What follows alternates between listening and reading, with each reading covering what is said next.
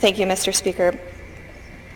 On behalf of all Saskatchewan New Democrats, but more specifically my colleagues on this side of the floor, I want to extend our sincerest condolences to Kevin's family, in particular his wife, April, his children, his grandchildren, of whom he talked frequently about and fondly,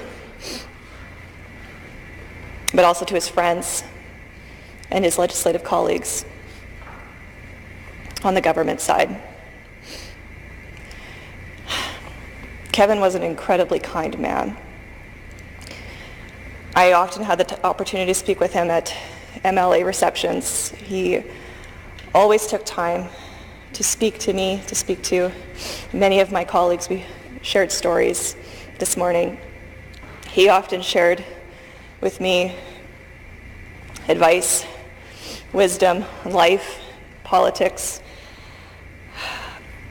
even as frequently or even as recently as last week at the Sask Watershed Authority reception. And I'm so grateful that I made it to that reception last week, because I know now that that's the last opportunity that I'll have to get to talk to Kevin.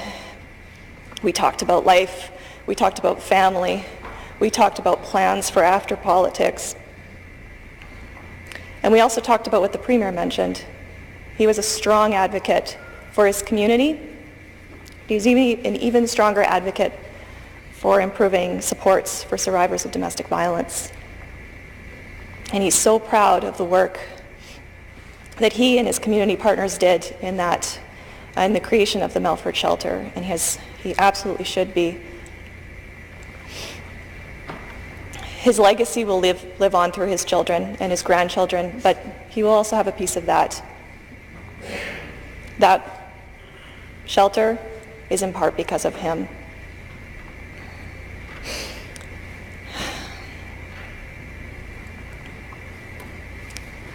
I'm very sad that our relationship is going to be much shorter than I thought it was going to be. My family has a cabin in his riding at Kippabiska Lake.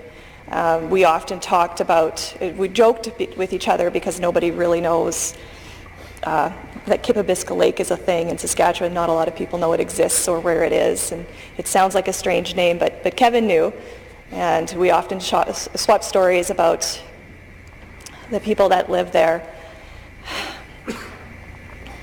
And I'm sad I won't be able to do that anymore.